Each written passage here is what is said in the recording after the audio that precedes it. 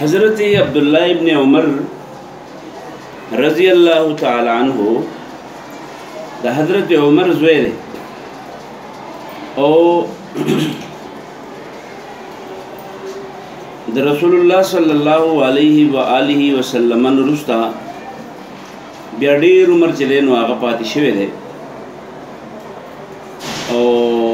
داسې وخت راغلی دی چې د رسول الله صلی الله علیه وسلم نرسته خلفای راشدین چې کوم دي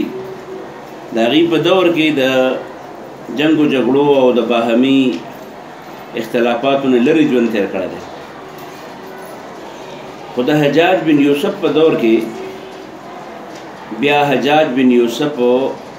د حج په موقع باندې یو سړي ته یو ملازم ته څه پیسې یا څه لالچ ورکړی دی او د ده د وجلې دپاره دی زخمي کړی دی او د هغې نیزې په څوکه کې زهر چونکې میلاو کړي نو دا حضرت عبدالله ابن عمر رضی الله تعالی عنہ د حجاج ابن یوسف په دور کې بیا په دغې مرګ باندې هغه بیا شهید شوی دی دا حضرت عبداللہ ابن عمر رضی اللہ عنہ ډیر زیات احادیث د دنه نقل لی دے فرمائی چې رسول الله صلی الله علیه و آله وسلم فرمایل چې اسلام مثال د یوې آبادی دی څنګه چې آبادی چتی خیمه د پاسه پې سورئ لاندې خلک د هغې نه کیني نو دغه شانې د اسلام هم یو آبادي ده او څنګه چې آبادی په مختلفو ستنو باندې محفوظه ولاړی چې ستنې ته لرې کړي نو بیا هغه آبادي نشي ټینګېدی دغه شانې اسلام چې دی او ایمان چې دی هغه په 15 ستنو باندې ولاړ دی یو ستن هغه ده چې هغې ته مونږه اقرار د توحید د کلمې د شهادت الله اله الا الله وایو دویم ستن چې ده نو هغې ته د مونځ اقامت وایي دریم ستن چې ده نو هغه د زکات ورکونه ده او څلورم ستن چې ده نو هغه حج دی او پنځم ستن چې ده نو هغه روژه ده په دې 15 ستنو باندې دا د اسلام آبادي ولاړه بله چونکې مونږ لوسته چې دا کتاب الایمان دی د ایمان په حوالې پکې مسایل زده کوو او په ایمان په حوالې کې مو وایي چې ایمان څه د پاسه 80 شعبې دی او د ایمان متعلق هم دا زده کړه چې ایمان یوازې د زړه تصدیق او د خولې اقرار ته نه وي بلکې د الله د حکم مطابق په لاسو خپو باندې عمل ته وي نو دلته د اسلام تعریف چې موږ زده کوو موږ ویل اسلام چې دی نو هغه بنیادي طور د لاسو خپو د بدن هغه ظاهري اعمال او افعال نوم دی نو دلته کې د اسلام د آبادۍ تذکره حضرت عبدالله ابن عمر وکړه او وی فرمایل وعن ابن عمر دا حضرت عبداللہ ابن عمر نے روایت دے رضی اللہ عنہما اللہ دی دا دوڑو نراغش دا عبداللہ نہم او دا پلارے حضرت عمر نہم قال دی وی چی قال رسول اللہ صلی اللہ علیہ وسلم او فرمائل رسول اللہ صلی اللہ علیہ وآلہ وسلم بنی الاسلام آبادی جوڑا شوی دا اسلام علی 5 په 15 دعایم باندې دعایم ستنو باندې په 15 ستنو باندې د اسلام آبادی ولاړ ده یو ګټ بل ګټ بل ګټ بل ګټ څلور ګټونه غاړه ته او په منځ کې یو ستن په منځ کې نو بنی الاسلام آبادی جوړه شوې ده د اسلام علی 5 په 15 ستنو اولنۍ ستنه کومه ده شهادت الله اله الا الله دا گواہی کول چې د الله نه علاوه بل څوک د عبادت قابل نشته وان محمدا او دا چې محمد علیه السلام عبده د الله بنده دی ورسوله او د الله رسول دی واقام الصلاه او بلستن چې آبادي جوړه شوې ده نو هغه مونځ دی اقام الصلاه قائمول د مانځه دی مونځ د بدني عبادت دی و ایتاء الزکات او بل ورکول د زکات دی والحج او بل حج کول دی وصوم رمضان او بل روزي میاش روزه نیول دی دا 15 کارونه چې دي د اسلام ستنې شوي اول پکې کوم یو شو شهادت الله اله الا الله وان محمدا عبده ورسوله دویم چې شو اقام الصلاه دریم ایتاء الزکات سلورم والحج او پنځم دلته د الفاظو چې تاسو وګورئ موږ مخکې یو حدیث قسمونه زده کړو حدیث مرفوع هم زده کړو هغه حدیث چې د هغې نسبت چاته شوی خود رسول الله صلی الله علیه وسلم ته شوی نو ګوره دلته حضرت عبدالله ابن عمر څه وایي قال دی وایي چې قال رسول الله صلی الله علیه وسلم دا خبره چا ویلې ده رسول الله صلی الله علیه وسلم ویلې ده نو داسې حدیث چې هغه د هغې نسبت رسول الله صلی الله علیه وسلم قول فعل عمل ته وشي نو هغې ته موږ کوم حدیث وایو حدیث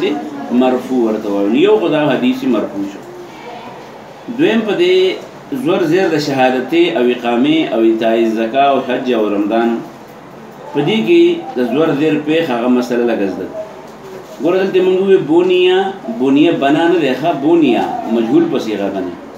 بونیه جوړ کړی شوی دی الاسلام اسلام یعنی د آبادی د اسلام علی خمسین په 15 تنو باندې خمسین باندې د کسره او د تنوین د جر حالت ولې دی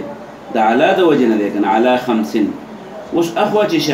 شهادتو شي نو دا شهادتو پکار دی که شهادته پکار دی که شهادتې پکار دی نو دا درې واړه بیل چې کوم یو وینو جوړېدی شي مثلا که شهادتي وي نو د دې مطلب به دا شي چې دا شهادتي او بیا اقامې او ایتائي او صومې دا ټکي به بدل شي د هغې شهادت د 50 ټکي نه آبادي جوړه شوې ده د اسلام د 15 ستنو نه نو د 15 ستنو نه نو هغه 15 ستنې کوم دي شهادتي په دې صورت کې بیا وایي څه زیر شهادتي گواهی الله اله الا الله وان محمد عبده ورسوله واقام الصلاه او قائم والدمون وايتاء الزکاه ورکول الزکات والحج او حج کول وصوم رمضان او روزه د روزې د میاشت وکذا موږ د څه وایو چې بني الاسلام ولا 50 جوړ شوی د آبادی د اسلام په 15 باندې او په دې د جمله ختمه کو او اخوا بیا د شهادت ته کې چې دا خبر کو او مبتدا ولا پټ راو باسو هغه د څه وایو چې هو شهادتو نو بیا بر شهادتو به برته سوې به په خوایو ځکه خبر چې نو هغه مبتدا او خبره مرفوعي نو بیا بل څه وایو شهادت الله اله الا الله خدا په هغه صورت کې چې موږ له هو مبتدا پټ وګڼو دغه ګدا ولو وګڼو چې او دلته مبتدا د دې حذف د محذوف ده نو بیا بل څه وایو چې علی 50 شهادت الله اله الا الله واقام الصلاه وايتاء الزکاه وصوم رمضان بیا په پیښ وایو وکفرس کومه د دې شهادتو او شهادتې په دې شهادتو وایو دا به ټکی کنه به ټکی وای کدا مقصد دی چې د 50 جمله په خپل ځای باندې دغه کی او دا شهادت چې دی دا مفعول کې د پاره د یعنی یا اعنی چې اعنی شهادت الله اله په 15 ولا له 15 نستا مراد سره اعنی زدا قسکوم چې شهادت الله اله الا الله دا شهادتا او اقامه او ایتاء او صوما دا په دې منصوب حالت کې هم ویل شي او په مجرور حالت کې به الوي چې په 50 باندې سکے دا غینه بدل کې او یا چې رفع په حالت کې وي مرفوع وي نو بیا به ولا مبتدا محذوف راو باسي اوس کوی شي په خبره باندې نو درې وړه حالتونه ویل شي شهادتي بیا به اخوا اقامه بیا